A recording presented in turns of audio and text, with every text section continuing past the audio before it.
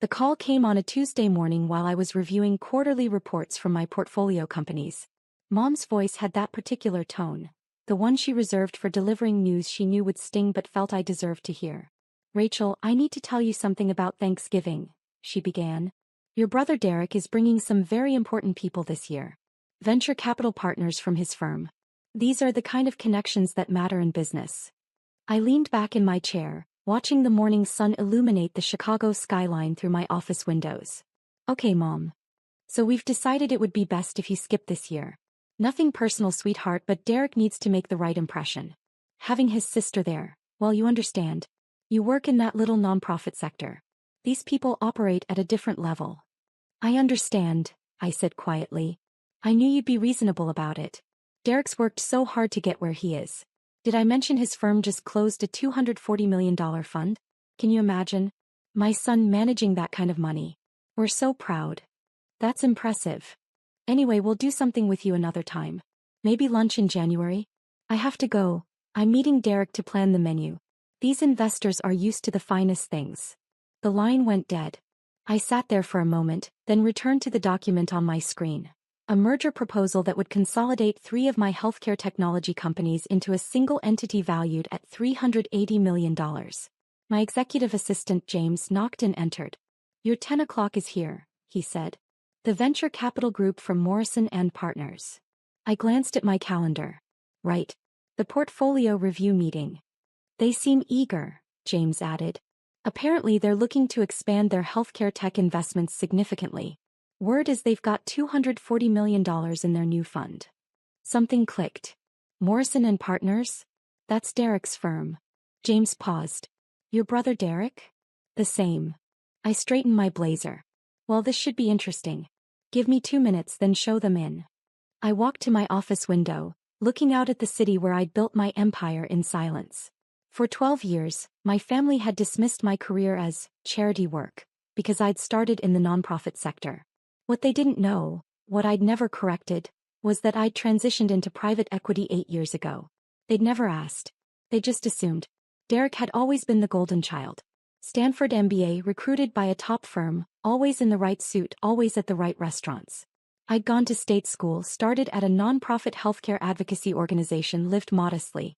In my family's eyes, I was the disappointing daughter who'd chosen purpose over profit.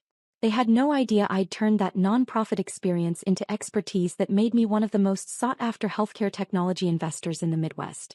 They'd never noticed when I stopped working for the nonprofit and started acquiring companies. They'd never asked about the promotion that became a VP position at a private equity firm, or about the 5 years after that when I built my own fund.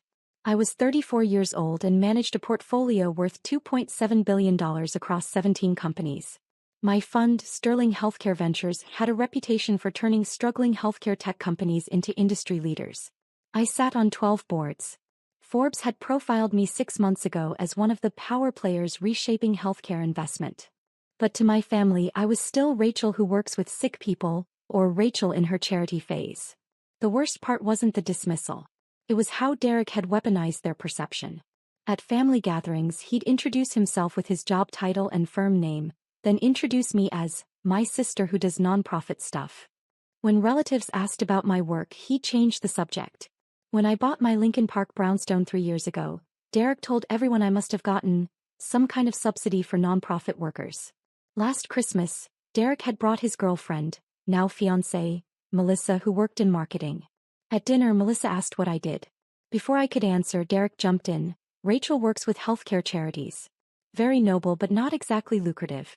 Not like the work we do in venture capital." Dad had laughed. "That's why Derek drives a Tesla and Rachel takes the train." I'd said nothing even though my Model S was parked in my private garage and I took the train because I used the commute time to work. Even though the watch on my wrist cost more than Derek's entire wardrobe. Even though the charity work they mocked had made me wealthier than everyone at that table combined. I didn't correct them because I'd learned something valuable. Being underestimated was a competitive advantage. While Derek spent energy proving himself, I spent energy building. While he networked at the right parties, I closed deals. While he posted about his wins on LinkedIn, I quietly acquired his competitors. There was another reason I'd stayed silent. I wanted to see how far they'd go. How much they'd reveal about who they really were when they thought I had nothing. Every dismissive comment, every piece of unsolicited advice about getting serious about my career, every family event I wasn't invited to because I'd bring down the professional tone, I cataloged it all. Not for revenge. For clarity. And now Derek's colleagues, the investors he was so proud to bring to Thanksgiving, were about to walk into my office. James knocked again. "Miss Sterling? They're ready. Show them in." 3 men entered. I recognized the lead partner, Richard Morrison, from industry conferences. Late 50s, silver hair, expensive suit. Behind him, 2 younger partners. One I knew as Derek's direct supervisor, Marcus Chin, and another I didn't recognize. "Miss Sterling," Richard extended his hand. "Thank you for making time. I've been wanting to meet for months. The pleasure is mine. Please sit." We settled around my conference table. Through the window behind me, my company name was etched in glass. Sterling Healthcare Ventures. Below it, a smaller line. Rachel Sterling, founder and managing partner. "I'll be direct," Richard began. "Morrison and Partners is looking to expand significantly in healthcare technology. We just closed a $240 million fund, and we're searching for co-investment opportunities with firms that have real expertise in this sector." Marcus nodded. "Your track record is exceptional. The way you turned cardiotech around, brilliant. And the HealthBridge acquisition was perfectly executed." "Thank you. We're hoping to discuss potential partnerships," Richard continued. "Perhaps co-investment opportunities, deal flow sharing. We have capital and generalist investment expertise. You have specialized healthcare knowledge and a proven track record. It's a natural fit." I nodded, listening as they outlined their strategy. They wanted access to my deal pipeline. They wanted to learn my methods for evaluating healthcare technology companies. They wanted to attach their fund's reputation to mine. "Your fund is impressive," I said. $240 million is significant." Richard smiled. "We're quite proud of it. Took 3 years to raise. The team worked incredibly hard." He gestured to Marcus. "Marcus here was instrumental. And we have a young associate, Derek Sterling, who's been..." He stopped mid-sentence. Marcus had gone completely still, staring at my nameplate on the desk. "Sterling," Marcus said slowly. "Derek Sterling. Is he?" "My brother," I confirmed. The temperature in the room shifted. Richard's smile became strained. "I didn't realize you were related. Most people don't. We don't exactly work in the same circles." I kept my voice neutral. "Derek's never mentioned having a sister in private equity?" "No," Marcus said carefully. "He's mentioned a sister, but he said she works in the nonprofit sector." "I started there," I said. 12 years ago. But I transitioned to investment 8 years ago." Richard was looking at me differently now, reassessing. "Derek talks about his family sometimes. He's mentioned that his parents are very proud of his career. He said he's the only one in his family who went into finance." "That's technically true," I said. "He's the only one at a venture capital firm. I run my own private equity fund." The third partner, who'd been silent until now, suddenly leaned forward. "Wait. I know you. The Wall Street Journal did that profile piece. The silent giant of healthcare investment. That was you." He pulled out his phone, typed rapidly, then turned the screen toward Richard and Marcus. I could see the article headline in my photo. Richard went pale. "The article mentioned you'd built a $2.7 billion portfolio," the younger partner continued, reading from his phone. "It called you one of the most influential healthcare investors in the country. It said established firms regularly seek your guidance." Marcus was doing his own search now. "Jesus. Forbes profiled you last year. Power players reshaping healthcare investment. You were number 4 on the list." "Number 3, I corrected gently. They updated it." Richard's hand was trembling slightly. "Derek never mentioned any of this." "Derek doesn't know," I said simply. "My family doesn't know." "How is that possible?" Marcus looked genuinely confused. "I never told them. They assumed I was still doing nonprofit work and I never corrected them. They weren't interested enough to ask questions."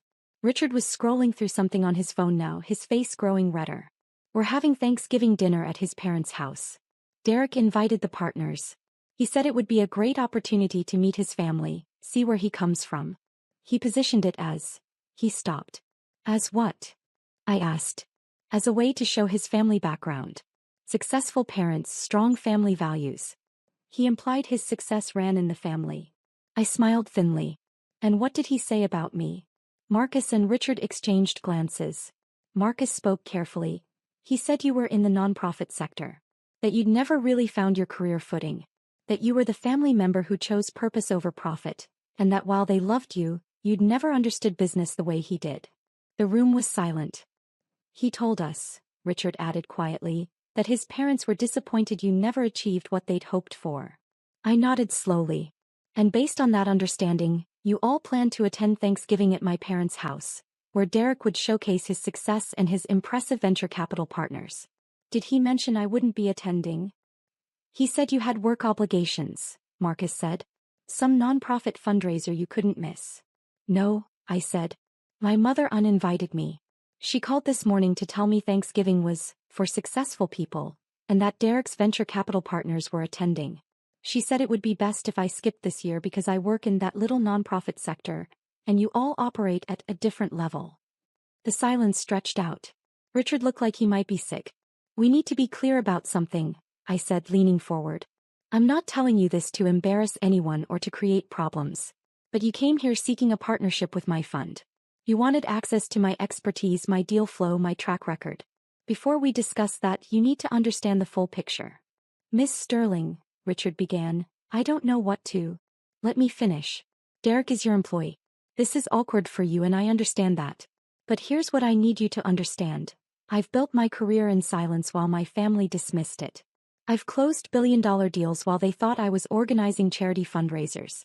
I've sat on corporate boards while they pitted my career choices. And I've done all of this without their support, their connections, or their approval. I stood walking to the window. Derek has spent years positioning himself as the family success story. He's leveraged my parents' pride in him. He's used their dismissal of me to elevate his own image. And now he's brought that narrative into his professional life, using his successful family background as part of his personal brand. Marcus spoke quietly. We had no idea. Of course not. Because Derek is good at his job, and part of being good at his job is crafting a compelling narrative. I turned back to them. But here's what concerns me from a partnership perspective. Derek is operating from incomplete information. He's made assumptions about an entire sector, nonprofit and healthcare, based on his dismissal of my career. If he's that blind to the reality of his own sister's success, what other blind spots does he have? Richard stood. Miss Sterling, I need to be direct. This is a significant problem. Derek's judgment is compromised by his ego, I finished. Yes. We're attending Thanksgiving dinner at your parents' home in 2 days, Marcus said. Derek has built this up as a major occasion. Your parents are expecting us. They've planned an entire evening around showcasing Derek's success. And now we know that the daughter they've dismissed and uninvited is actually the most successful member of the family, the younger partner finished. At least in terms of our industry. Richard sank back into his chair.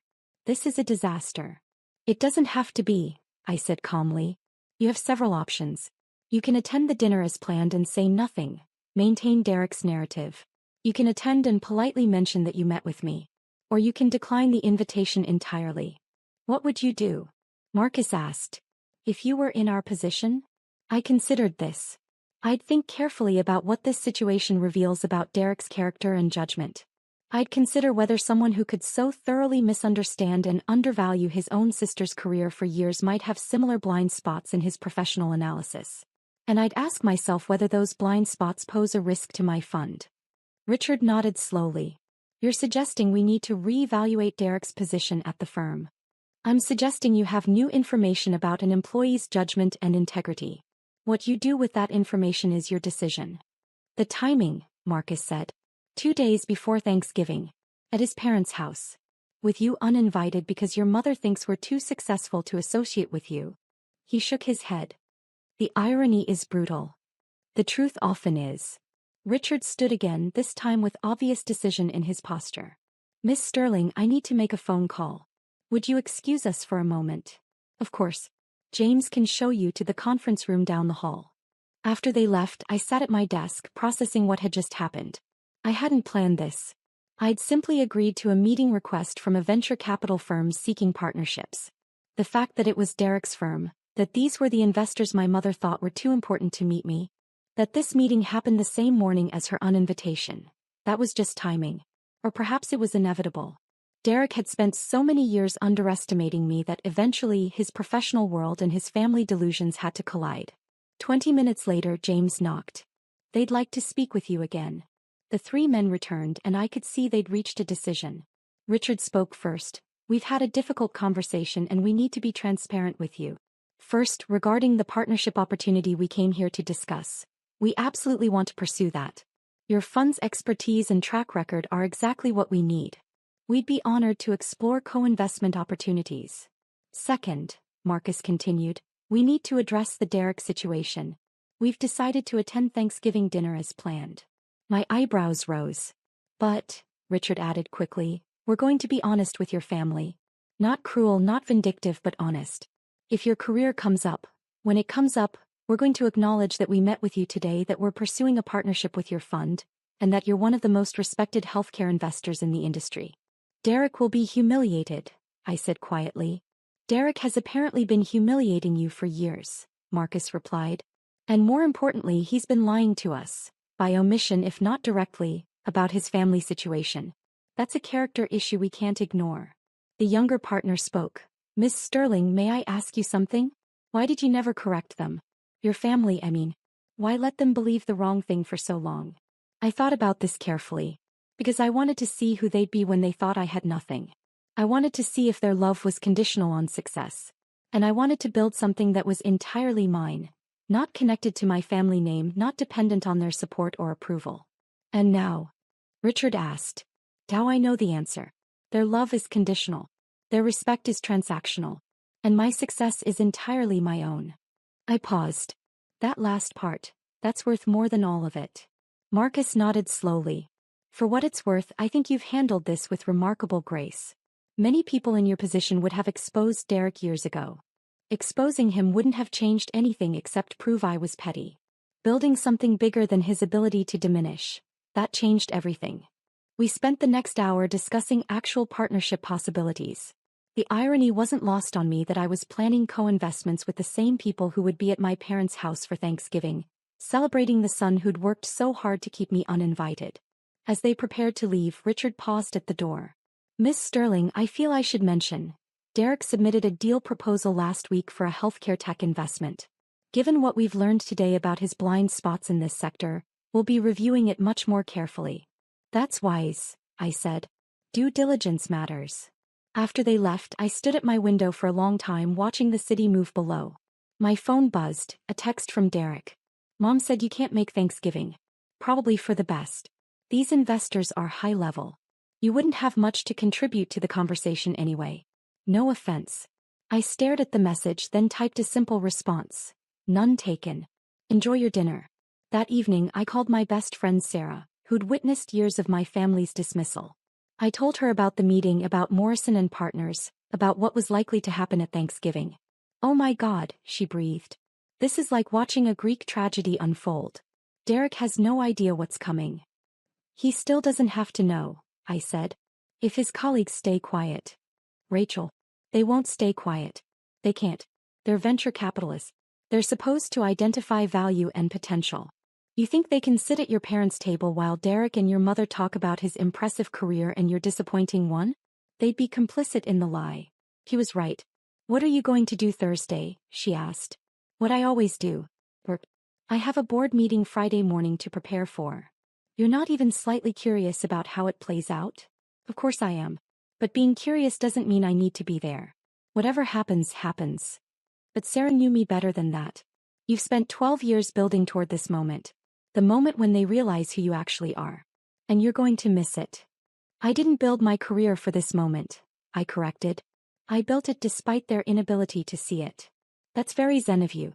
Also, I don't believe you." I smiled despite myself. "Fine. I'm curious.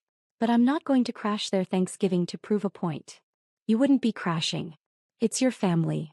"It's a family that uninvited me, Sarah." "Fair point." She paused.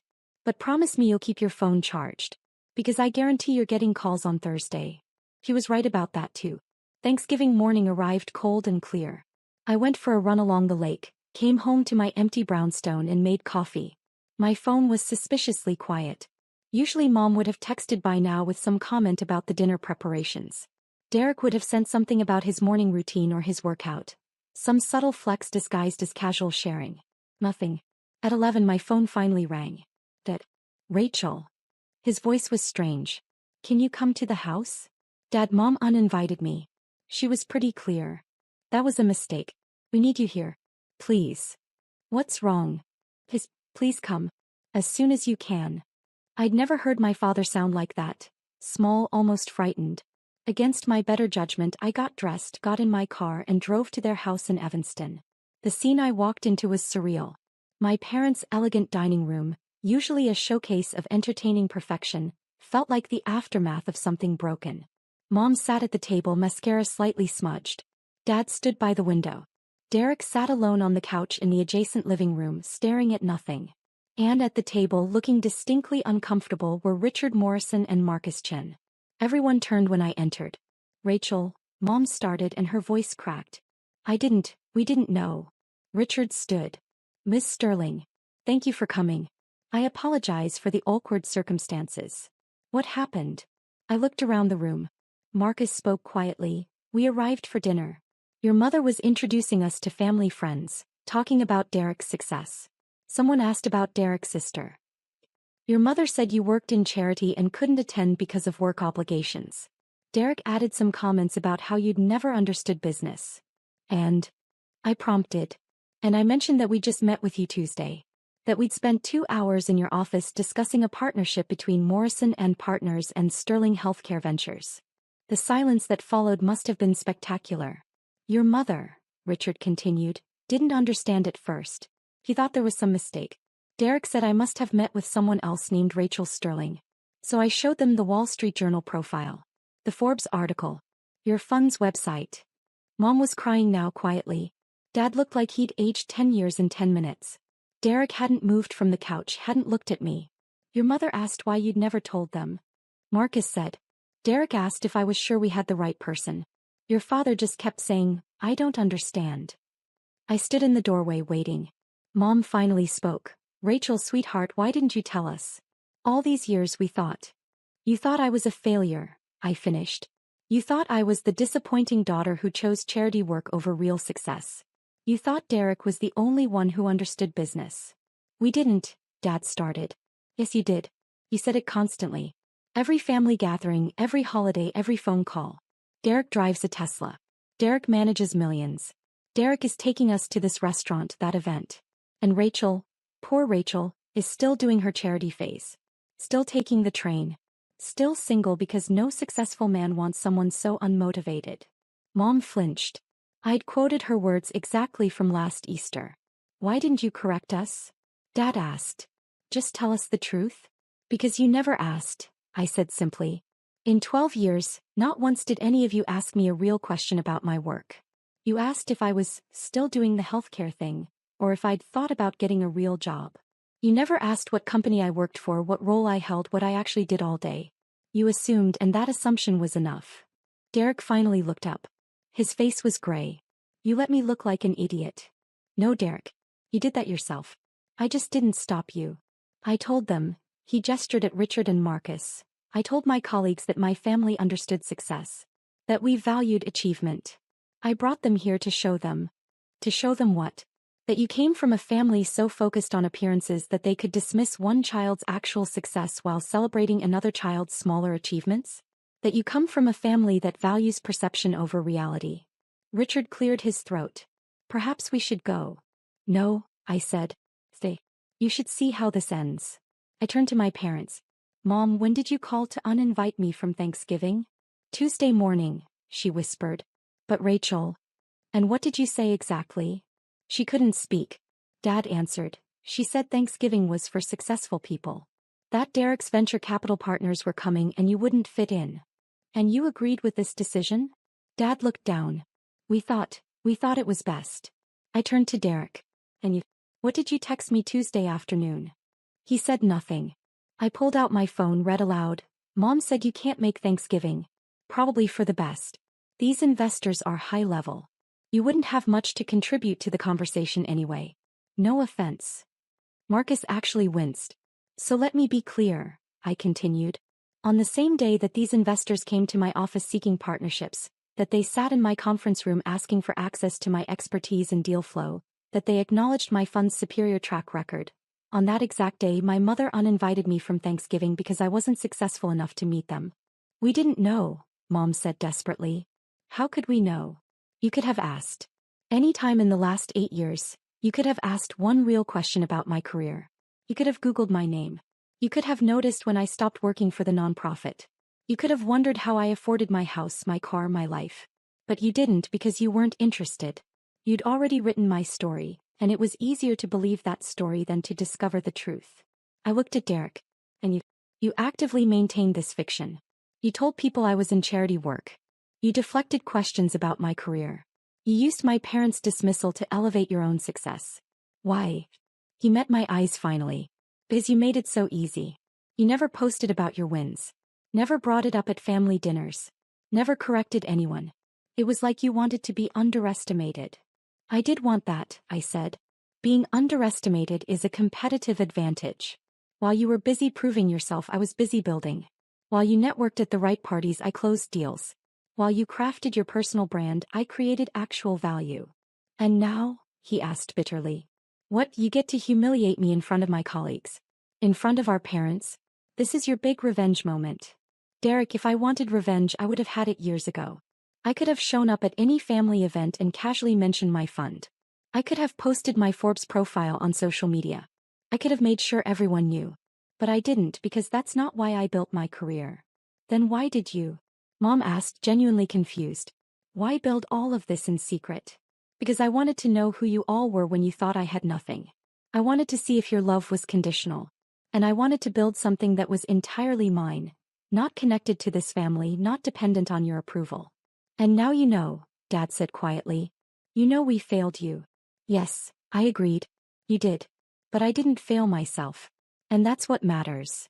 Richard stood again. Miss Sterling, Rachel, I think we should leave you to discuss this as a family. We've intruded enough.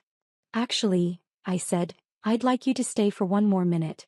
Because I want my family to understand something. I turned to Derek. Morrison and Partners came to me seeking a partnership. They want access to my expertise in healthcare technology investment. They want to learn from my methods. They want to attach their fund's reputation to mine. That's worth millions to them in deal flow and returns. Derek's face went even paler. Richard and Marcus will make their own decisions about how this affects your position at their firm. But I want you to understand something. The sister you've dismissed for years, the career you've belittled, the success you've denied, that's the success your own firm is now seeking access to. I looked at my parents. And Mom, Dad, the daughter you uninvited from Thanksgiving because she wasn't successful enough to meet Derek's investors? She's the investor those investors came to meet. The room was absolutely silent. Finally, Marcus spoke. Miss Sterling will be in touch about the partnership discussions. And Derek, we need to speak with you privately before the end of the week. They left quickly. The door closed behind them, leaving just my family.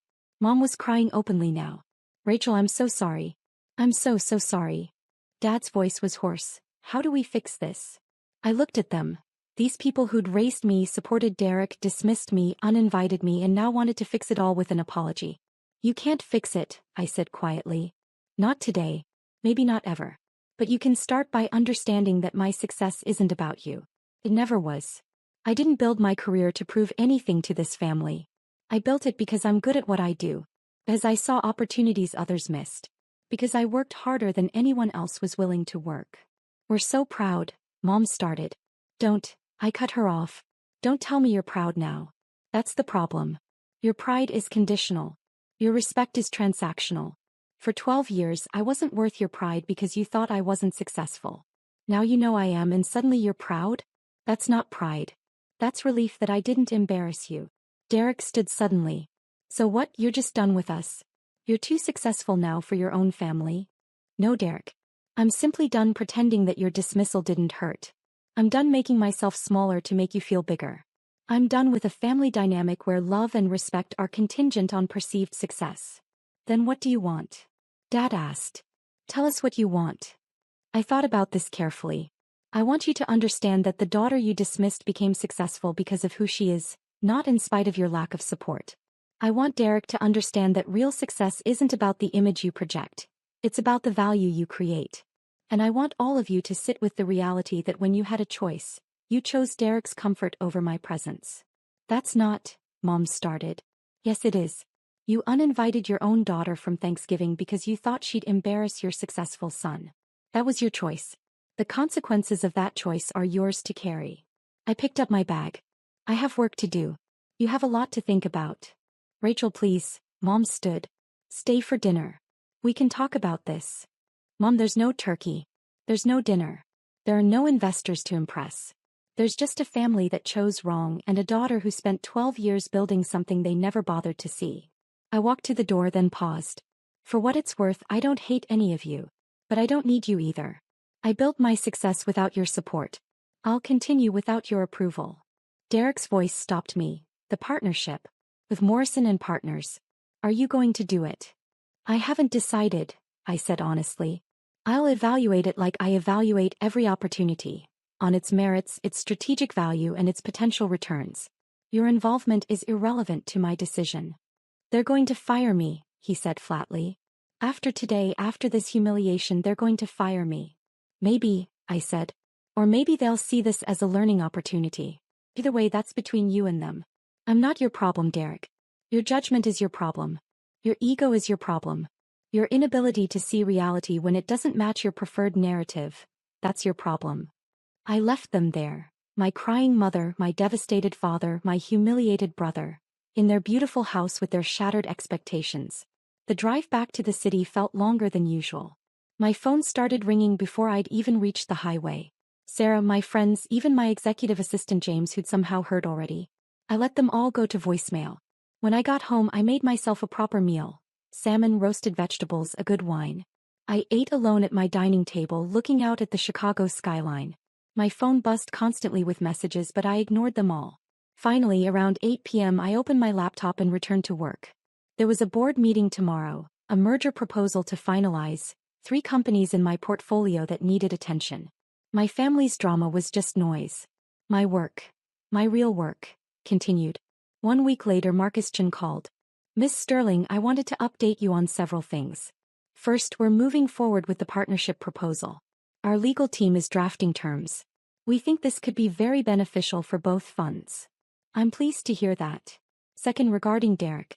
We've had extensive discussions with him about judgment, integrity, and the importance of accurate self-assessment. He's being placed on a performance improvement plan. His deal-making authority is being restricted. Whether he stays with the firm long-term will depend on his ability to demonstrate improved judgment. That seems fair. He asked me to tell you something, Marcus continued. He said to tell you he finally understands that success isn't about the story you tell. It's about the value you create. He said he spent years telling a story while you spent years creating value. That's progress, I said. Your parents also reached out. They'd like to meet with me and Richard. They want to understand your career better, learn about the industry. They seem genuinely eager to understand what they missed. That's their choice. Is it too late? Marcus asked gently. For your family, I mean. Is it too late to rebuild that relationship? I thought about this carefully. I don't know. Right now I need space. I need to see if they can respect me when I'm not performing success for them. I need to see if they can love me when I'm not exceeding expectations. And honestly, I'm not sure they know how. That's wise, Marcus said. And Rachel, if I may, you've handled this entire situation with remarkable grace. Many people would have been vindictive. You've simply been honest. Honesty is enough, I said. The truth did all the work. 6 months after that Thanksgiving, my life had found a new equilibrium. The partnership with Morrison and Partners was thriving. We'd co-invested in 3 healthcare technology companies, all performing ahead of projections. Derek had left the firm, not fired, but resigned to join a smaller fund where he'd have more room to grow without the weight of expectations. My parents and I spoke occasionally. Careful conversations, more honest than before but still finding their footing. Mom had apologized 17 times in 17 different ways. Dad had finally asked me real questions about my work. They were trying. Derek and I met for coffee once. It was awkward but honest. I'm sorry, he'd said. 4 years of being a self-absorbed asshole. For using your dismissal to prop myself up. for never once asking you a real question about your life. I accept your apology, I'd said. But Derek, you need to understand I don't need your validation anymore. I never did. That was always your need, not mine. I know that now. As I sat in my office that spring afternoon, reviewing the latest quarterly reports, I thought about that strange Thanksgiving 6 months ago. The collision of Derek's narrative and my reality. The moment when everything they thought they knew proved false. People asked if I was glad it happened. If I'd enjoyed the reversal, the vindication. The truth was more complicated. I wasn't glad my family had dismissed me. I wasn't glad they'd valued image over substance. I wasn't glad for the years of small cuts and casual cruelties. But I was glad I'd built something that was entirely mine. I was glad I'd never compromised my vision to match their expectations. I was glad I'd turned their dismissal into discipline, their doubt into determination. Most of all, I was glad I'd proven, to myself not to them, that success doesn't require validation. That building real value matters more than performing success. That being underestimated is only a weakness if you believe it. My phone buzzed. A text from Richard Morrison. Deal closed. $340 million acquisition. Your instincts were perfect. This partnership is the best decision we've made in years. I smiled and returned to work. They'd come to my office seeking a partnership. They'd left understanding that the woman they'd dismissed wasn't just worthy of partnership. She was the standard they were trying to reach. And somewhere in Evanston, my family was learning the same lesson. That the daughter they'd underestimated had never needed their approval to succeed. She just needed them to get out of her way.